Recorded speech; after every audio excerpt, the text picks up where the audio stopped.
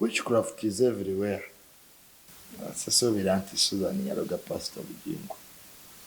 Omuntu nakeera ku macha nayagala omuntu.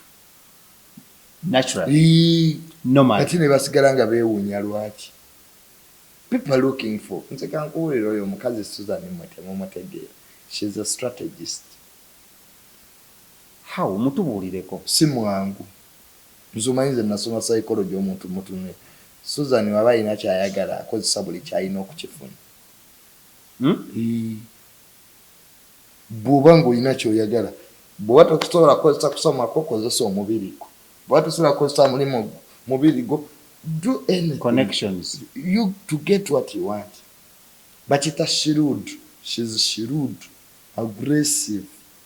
Their workers who are like that. Nga banyirira mukyala mulungi ninga munanga alina special relationship namukamao. So they are bad workers nange nandi bagobi according to what they are saying.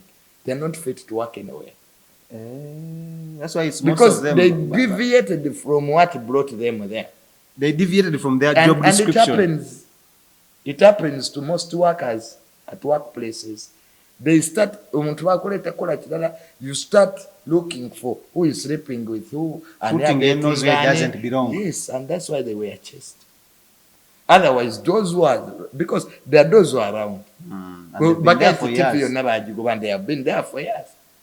Kakati, these ones have one character. What made them to be chased? Divorce. Pastor Bugingo agenda taking a decision yene ya makula. Nga amaze okwogera ne Teddy nga Teddy akkiriza nti nze mbimaze ne kati njagala kino na kino ngira bagenda kimu. Kati Pastor God ye yakola akatega ako.